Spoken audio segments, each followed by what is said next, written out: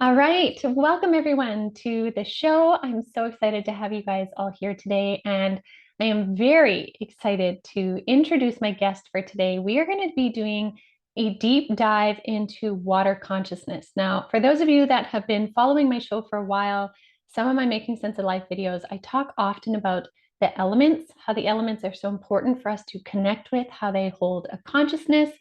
And I speak so often about how water is one of my favorite ones. I connect with it, I feel into it, I get messages from it. And my guest today is someone who can take that even to the next level, which is what I'm so excited about. Now, before we get into talking with her, I need to really tell you guys a little bit about her background because this is really neat. So, Dr. Yael Green, she is a hybrid human, an ambassador of hybrid technologies, and a living portal to other dimensions. She's operating with an integrated crystalline DNA in a highly plasmic state. She channels and accesses other dimensions in real time. And she uses technological understanding of the non physical to activate and imprint the earth grids and the waters to return to their original state of neutrality. Now, not only that, though, she also holds a bachelor and a master's in business and nonprofit management, a clinical doctorate in physical therapy, and she's spent the last 25 years in the fields of organizational and systems management, physical therapy, somatics, and sound healing and education. So, we are talking to someone with a stacked amount of metaphysical understanding, spiritual understanding, and concrete 3D world understanding. And she really merges and blends this all together. So, Dr. Green, welcome to the show. Thank you. I'm so excited to be here. I'm so excited to chat with you about all of the things. And we're really going to focus a lot of today's episode on water and consciousness. But before we jump into that, I'm really fascinated by the hybrid human aspect of self in your description. Mhm. So, can we start there? Can we start with what is your understanding of that? How did you come to understand it? And you can just tell us a little bit about that. Mhm. Uh, I've always known that, and by that, I say that I am, and it connects into the plasmic state piece. I have always been able to move into a plasmic state, which means that, the easiest way to understand it is a bridge between both. I've always had one foot on one side of the world and one foot in the other dimensions of the Mm-hmm. world. I have never connected with the karmic plan for this planet. I don't have any interest in it. I am here for a very specific purpose. I've been waiting for that purpose. There have been other hybrid humans that I've met, very few along the way, because I'm in one of the first waves. So there weren't multitudes of coming onto the planet in the early 70s. But it's the capacity to, and to some degree, every human also is a hybrid because we are working from DNA that is not only earth based. So, an easy way to think of those parts of yourself is, I just don't feel like I fit in. And the fitting in is because your physical body doesn't literally fit into the structure that you've been dropped into. And so often we think of it like we don't fit in at the playground because we're not living according to how people communicate or how people play or Mm-hmm. within the system. But it can literally be thought of like, wow, I don't fit into this mold that has been put on this planet. My DNA from wherever I'm from is trying to figure out how to fit in this suit, how to understand. Like, that's why there's all these memes of like weird alien looking things, because how do you fit into this? Like, we do look like this, like you and I seem quote unquote normal. Yeah. But inside, there is a lot of other stuff teeming in that realm. And so for me, it was that the connection with the body is very easy for me to move in and out of.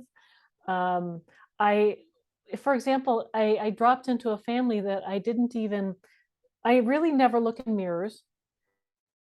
I've never been like, there was never a pressure of like, you have to look this way, you have to.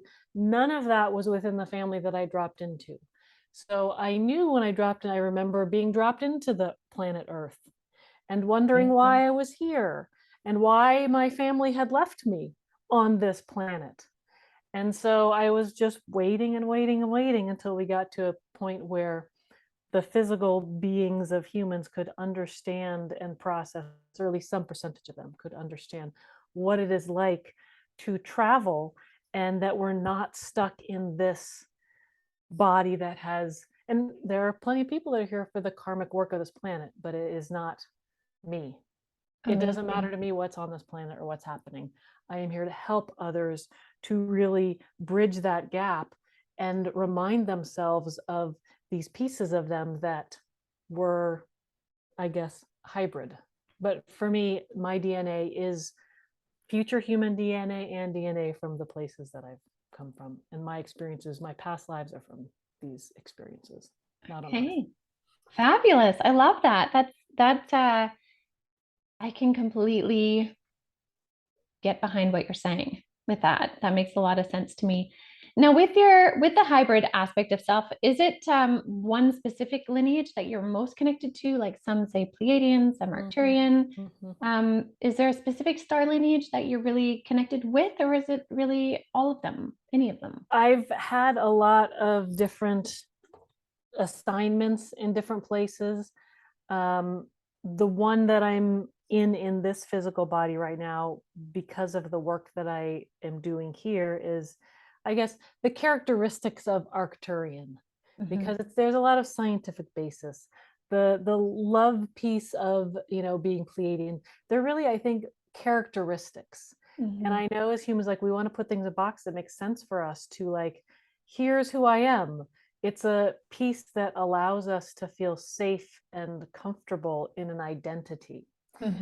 And part of what I do is identity building through relationship for people, which is very different than identity building based on characteristics of who I am in the moment, because it allows you to, like, I love this. I think I always use Madonna is a great example of this, and people love her, hate her, whatever.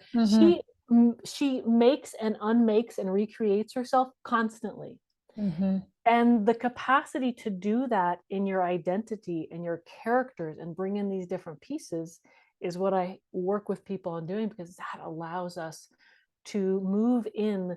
And we talked about this just 10 minutes ago about this is what timeline, working with timelines are, working with water is really this capacity, because water is constantly, it has 4 states. It has 72 different physical anomalies that no other element has. And so it has the capacity to constantly change its state in a beat without having to go through trauma work, without having to say, oh, I'm going through a death process and now I'm going through a rebirth. It does it seamlessly. So to be able to have that capacity to do that identity shifting and creating and recreating is what water does, and that hopefully we're able to sort of be more in tune with, because it would make life here a lot easier for And human beings. that's interesting too, because we hear a lot about be in flow state, right? Flow like water, move like water through life. Let water be an example. So I really see how you're portraying that in what you're saying. And I agree too. Like flow is a consistent word that I hear from my guides that I try to embody too. And it's like flowing with things instead of boxing everything and it, like uncomfortably bouncing down a hill as a box versus water is going to find the way to move right down that hill. Yeah. So that's that. I love that. So let's Can I say one more thing? Because actually what I love in what you just said was that when the box goes down, it actually hits each of its sides and like runs into the environment, right? It runs into, which is, we do that a lot as human beings.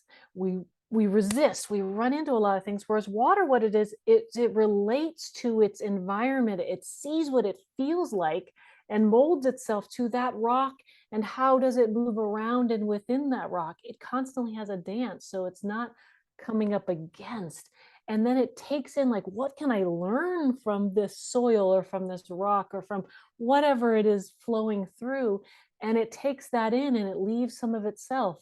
So it becomes this complete relationship that's built. And when that water gets down to the bottom, when you take it in, it is full of all of this information. So we wonder, like, how does water gather information? How does it have all the information of the entire universe and the entire galaxy and everything? Well, this is how, because that's how it relates to everything. So fascinating. And it's so similar to a lot of things that I've seen too, with how my guides will explain water. So it's this really nice connection um, in what you're saying. So my question for you is, how did you come to understand your relationship with water? Was there a moment, or again, was it just a knowing you always had? It's the place I've been in. The one, I didn't have many pictures as a child. I have like one album of, like, back in the 70s, we had to tear off the Yes. sheet and stick them in there. And now you can't get them out because they're stuck there for 50 years. So there was one picture of me in a bathtub at, like, I don't know, and then nothing until like Disneyland at 12. So that is seemingly a seminal picture of, like, I was thriving in water, and that fluid plasmic state is really where I felt comfortable. From then, I was a competitive swimmer, so I literally spent 5 to 6 hours, even when I was younger, in the water every day. Even when I was a physical therapist, these jobs that we do as an earth being, because that's what we do, I did water PT. So I was in the water 6 hours a day with people. So it's always been a part of my life, no matter from, like, the minute I was dropped on here, from whatever. And I think that's the thing that's important to remember, is that sometimes some people have never been to the ocean. There are people that have never known what it's like to be at an ocean or at a lake. And so it doesn't stop you from connecting with water. It doesn't mean that, and we can talk more about that, but the water coming out of my shower, that isn't beneficial. Certainly, it's gone through pipes, it's changed a lot of its characteristics from before, but there are plenty of ways. And I get that there are also people that don't have access to clean water, so whole nother issue. But it doesn't have to be this, you don't have to drive 2 hours to get to some place to experience it. I think that's also the thing I want to put on there, is, like, mostly everyone can have access to it.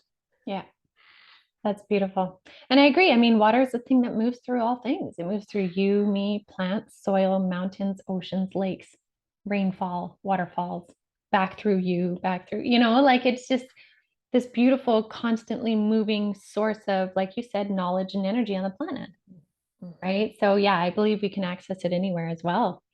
Now, here's an interesting thing. The other day I happened upon, and it's so funny, the timing, of course, of our interview. I happened upon a piece of research in which they were talking about the consciousness of water, and it was carrying on from Dr. Masaru Emoto's work on hidden messages in water. And in this particular one, scientists had a poison of sorts in a glass vial that was fully closed. They put it in water for a day, and then they pulled that glass vial out, fed the water to rats, and then the rats all died. When they tested the water had no chemical residue of the poison, but the rats that drank the water died anyways. And so their conclusion was that the water can absorb the energy, the consciousness of what was in that vial. Have you heard of that before? Yeah, and this actually started, the research started way before Emoto, actually. If you go back in time, Victor Schoberger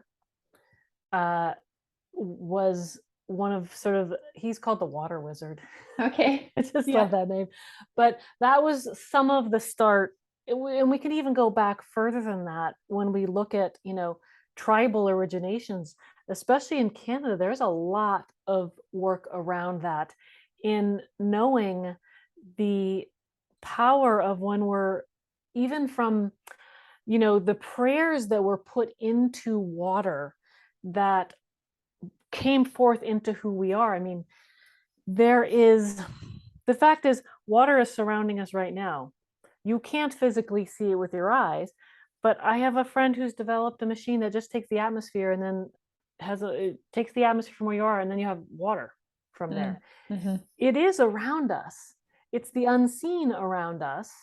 So, and when we move away from empirical science, and believe me, I spent, my doctorate degree, evidence-based practice, like, really evidence-based practice?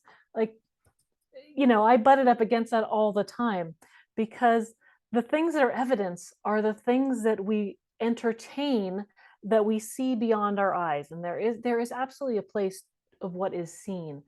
But what is unseen of this is that relationship, that when you when we don't know that there's that relationship, when that structure hasn't been built into who we are as human beings, into our daily lives, we forget that knowing, that trust of there being relationship with everything around me is always there.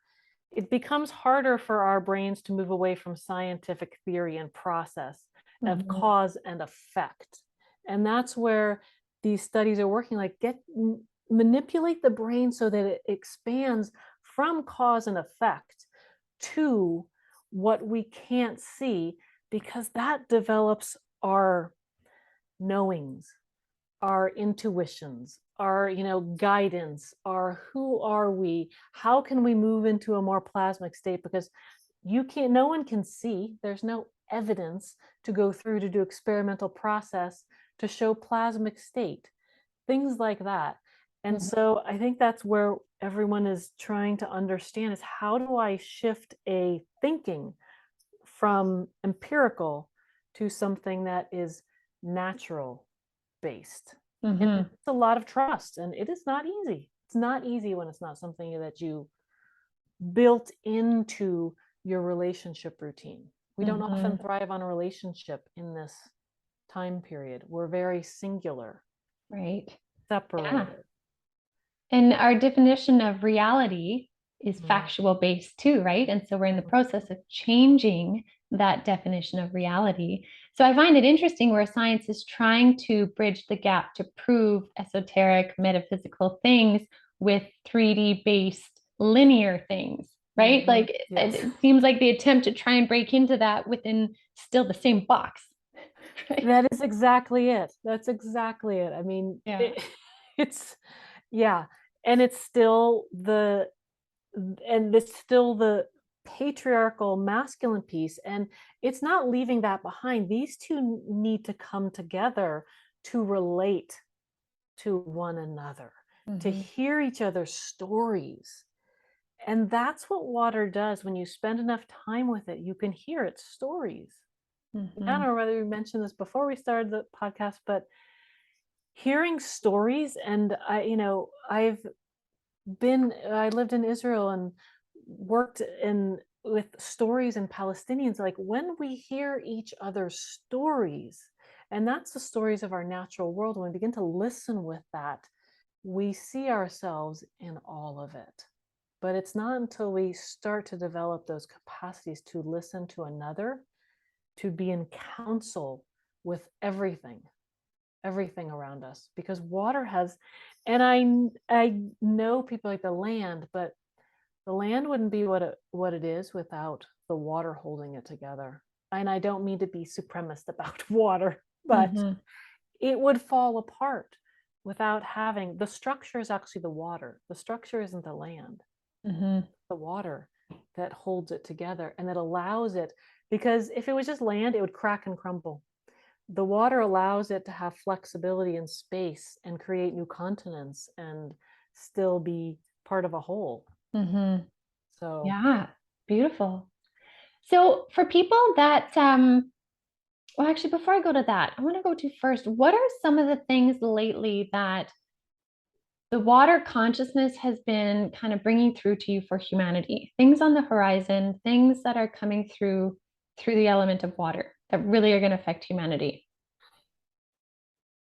these are the things that has been coming through since we have stepped on this planet. It's the balance of patience, compassion, understanding, listening, and power. It's important to remember that the water we love it until it overwhelms us, or we think it overwhelms us. When it comes into tidal form, or when it seeps into that one space and all of a sudden the house that you live in, its foundation is all of a sudden full, like, where did that water come from? How did it get through to those spaces? So it there is a wanting to be seen and be a more than a use for us. It's meant to be a support and a relation and a lover and a parent and a child, and it's playful.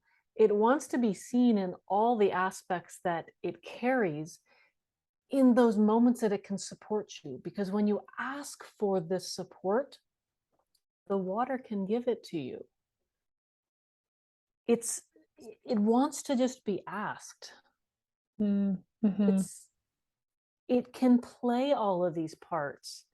And sometimes it knows it needs to be powerful, even though it brings us into fear and death. Those are parts that are necessary. There's nothing wrong with death. Nothing wrong with it at all. In learning to see this, like, that is this overwhelm, and almost coming into it. Because, so for example, when we go into a wave, if we flow with that wave, all of a sudden it will bring us back up to the top. There's no need to resist, because it knows the pattern, and it knows when there's someone in that pattern.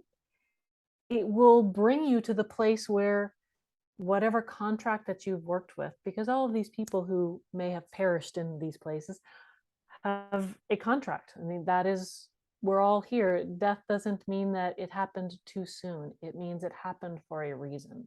And that was the understanding. But it's needing to be asked and see how it can support us in whatever aspect we need it to, that we can go to it.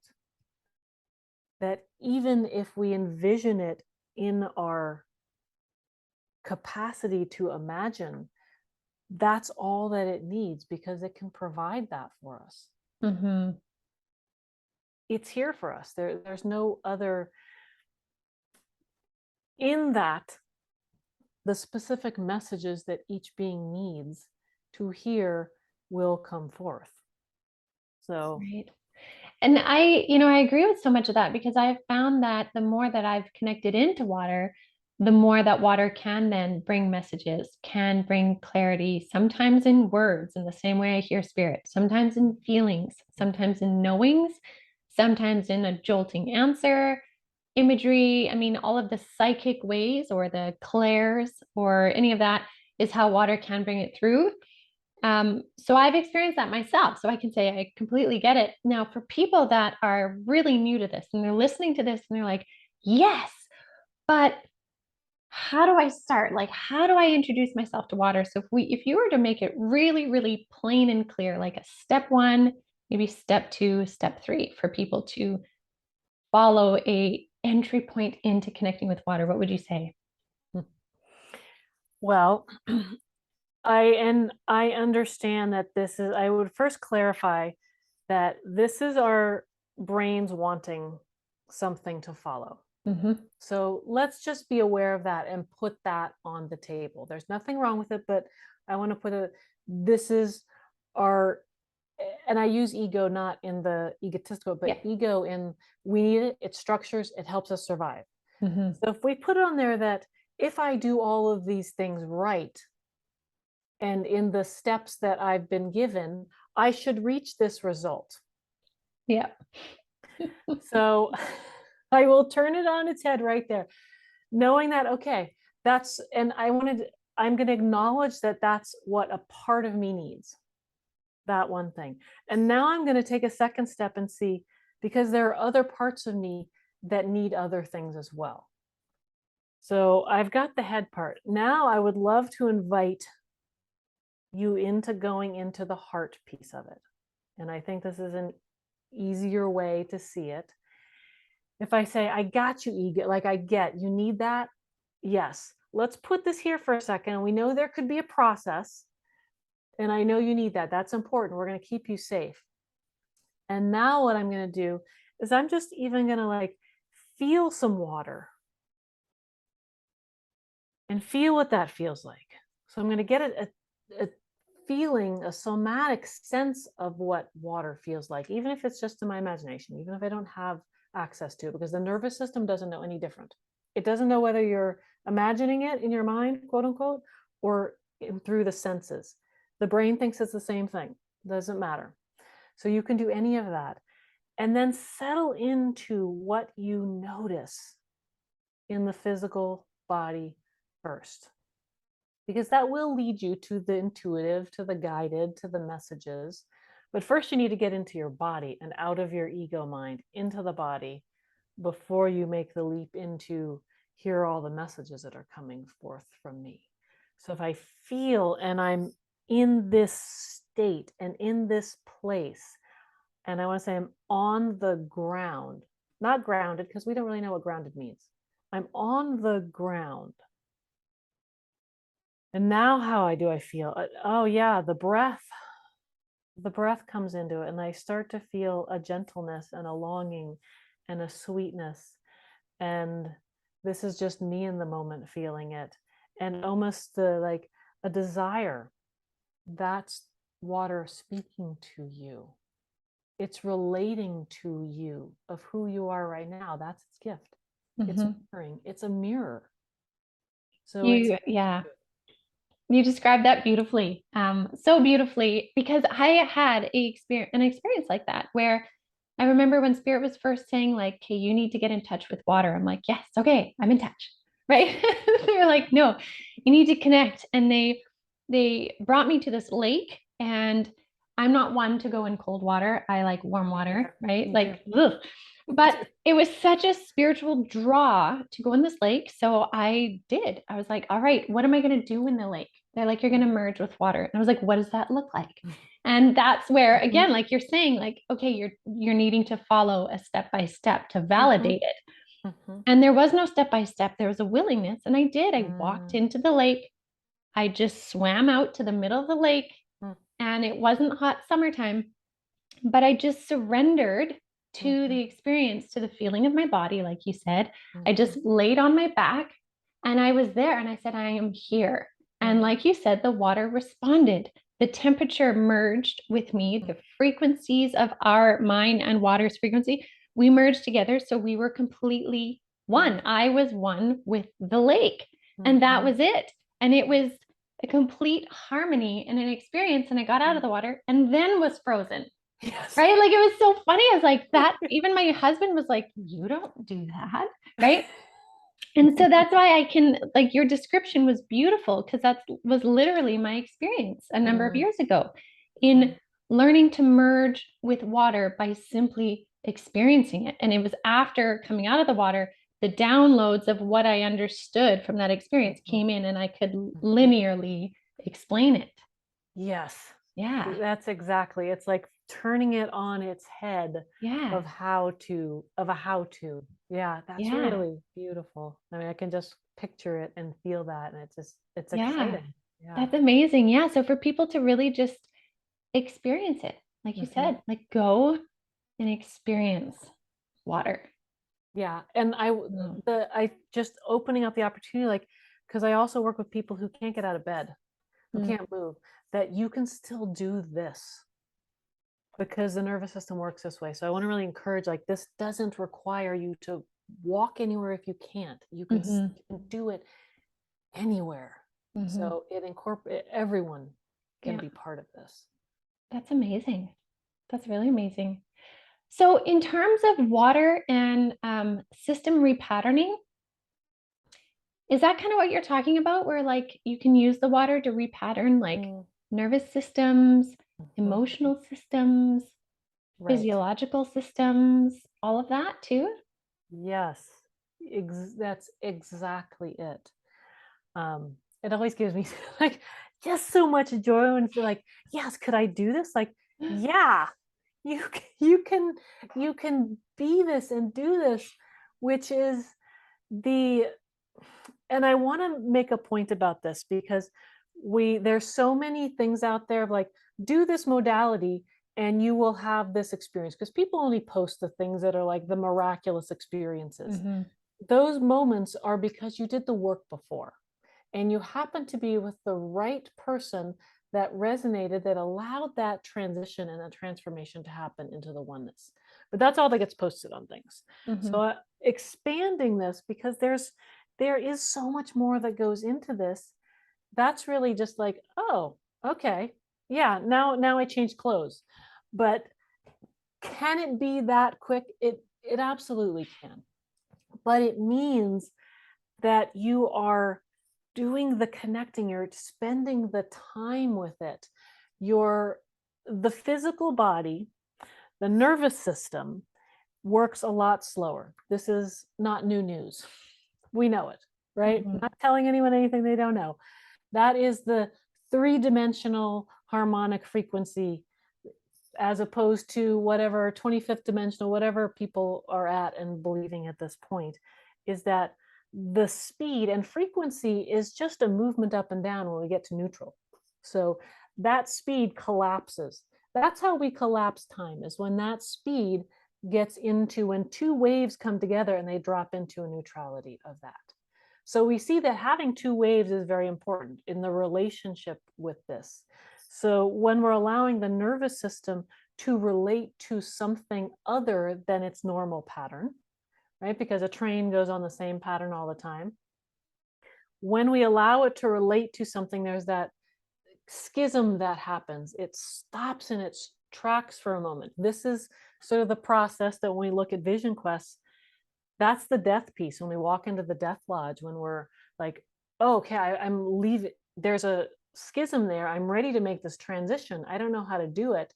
But what I do know is I've got to leave some behind. So we've got to, that pattern that's there, I've got to work through the process of knowing that I'm going to leave that behind, which can bring up everything that it brings up: fear, resistance, holding on, all of that piece. So that comes up. And then we enter into this sort of openness that can feel scary because it doesn't have a lot of boundaries. It's this, and this isn't water, because water has boundaries, but some of its state does not. So we can use different states of water, vapor, to start to like, oh, okay, I'm in this stage. So it means I'm aware of what stage and what I need. So I could actually use those stages of water to start to mirror what I need for my nervous system at this time. And so that starts to repattern, because what the nervous system does is it just takes in sensory information. That's all it does. Takes in sensory information, brings it up to the brain, that processes it, puts it in a new box, in a new place, sends back out a signal saying, here's how I'm going to emote, here's how I'm going to move, here's how I'm energetically from our auric field going to express out from there. So we can use each of these different states to really, when we know what's going on, when I feel overwhelmed, when I feel to a numbness, we can start to use water, like which state do I really need to start to either break the pattern or hold the pattern or integrate the pattern. Does that make sense? Absolutely. Totally does. The whole time you were talking, I just kept hearing my guide saying, transmute, transmute. Water can help you transmute something into the pattern you desire, whether that be the releasing, the returning to flow state, or the new beginning, right? Like the death, the rebirth, the calm in between, like whatever. So yeah, absolutely. I think that's beautiful. And what I really like is that people are starting to talk about this, right? You're sharing stuff about this. A lot of your work is based on this. And I know it's coming through from my guides, and there are others that are talking about the elements and how, when we connect to the consciousness available to us here, can help us totally transform our health and wellness, but also our interaction as humans on this planet at this time. Yes. Yeah. Yes.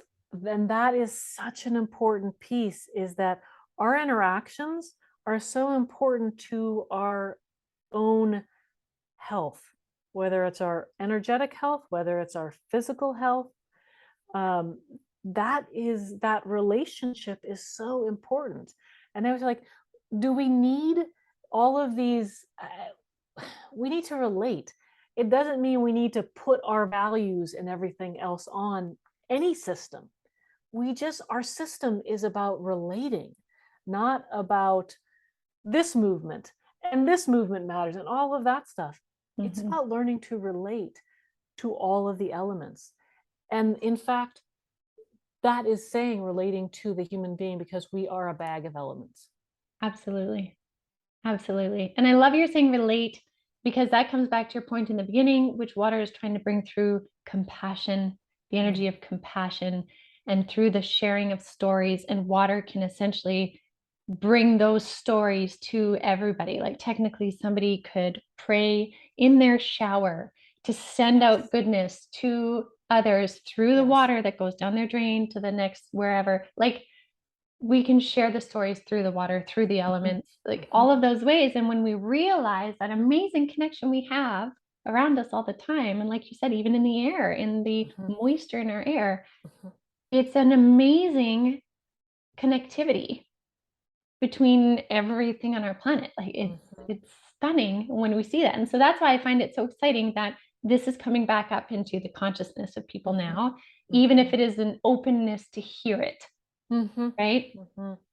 So I can see why for you with your journey and being on the planet at this time with the understandings that you have, how you said in the beginning, you were waiting for a time in which you could fulfill your role, speak your truth, stand in, your knowings, and that time is here.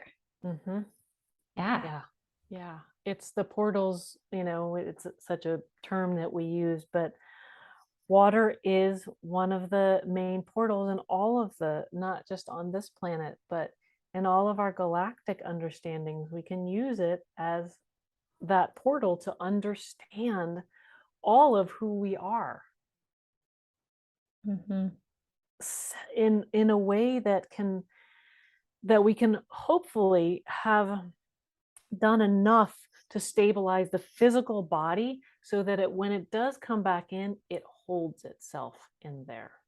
And that's the other piece of doing the work, is that you don't just go to, a channel and like, they've told me this and now my life is completely different.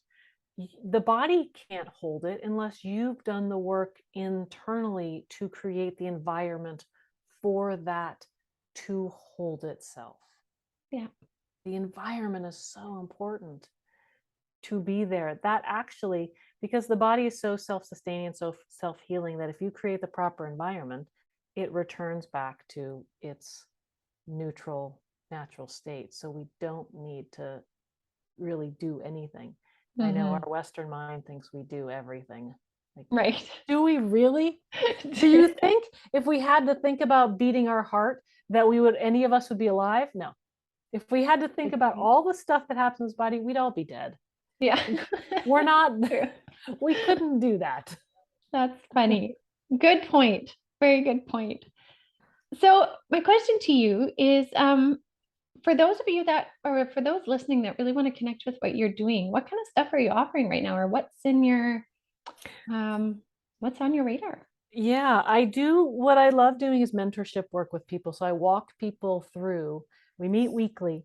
I walk them through this sort of process, because inevitably people are like, I'm really interested in water. And that will be the portal. Like, this is the teacher that I use. And they'll come with whatever that is. And all of like, I do this sort of work. And then it will go through the process of like, okay, they bring things, we have conversations, they bring things, into the space. And then all of a sudden it's like, oh, and you know what, my guy, this is what's really coming in for my guys. And like, and then we start to unravel that. And so we go through the process of, death in the flow space, rebirth. And it's mostly people who are like, I'm in this transition, and they've done a lot of work. They've done some somatic work. They've done some trauma work. They know how to hold this in their body, because I'm not holding this for them. I'm sort of dropping it there, Then they're going on their sort of vision quest each week or each day, and we stay in communication if there's stuff that comes up. And then they come back the next week and we talk about what's been going on, the shifts, and how do we support this next time period. So I do a lot of 3 to 6 month mentorships with people. And then hopefully now starting back to get back into going to some sacred waters to do this journey. And, if people want to do individual ones, but group workings with coming back, having counsel with that in, 3 to 7 day journeys. And I'm always open to single sessions, but I find that because this work is so deep and so powerful to get people to really know themselves and remember that they don't need anyone outside of themselves, because that's a big piece of this. This is just a portal. It's that coming back in and remembering and being able to go through that.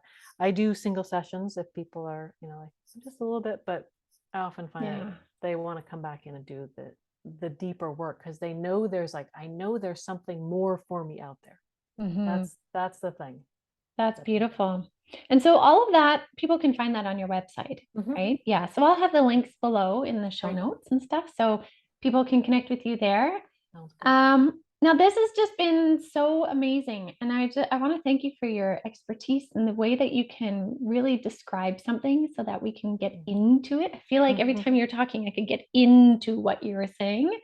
So that's really neat. So my question for you before we close is, if you were to leave the listeners with one thing to ponder that is really pertinent from your perspective at this time of evolution, ascension, awareness, whatever that is, what would that be? What would you want to leave everyone with to ponder?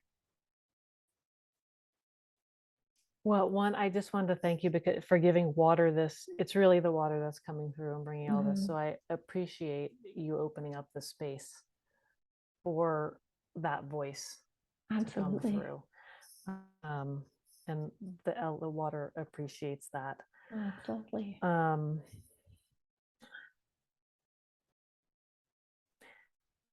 I would leave you with that you are seen by water.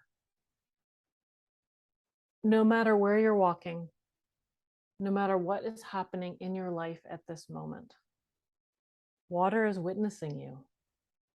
Water is seeing you. It may be standing back. You may not be connecting with it, but it is always here for you. There is no time that it's not. It's standing around. It's supporting. It's giving. It's whatever you need. So it just takes a moment to come back in. And it's the patience that water has for all of us to wait, to be seen, is its gift. It doesn't leave us. It's always there. That's beautiful. I love it. And I think that's such a nice invitation from water for everyone as they, go on through their day in the next couple days, weeks, weekend, is to notice how water is actually witnessing you. And when does that come back online? How do you notice it? How do you see that? I think it's a beautiful thing, because that's an invitation back into the relationship with water, right? A deeper relationship with people, with themselves, with the world around them, with the magic of being human at this time and in this awakening of humanity. So I think that's beautiful. Amazing. Okay, well, thank you so much for being on the show, for sharing your wisdom and expertise and all of that. And I definitely would love to have you back and chat again. There's so much we could talk about. So thank you so much. Thank you. All right, everyone. Thanks for listening, you guys. And we'll be back again. I'll be back again next week. And in the meantime, definitely check out the websites below for more information. And I will see you guys next week.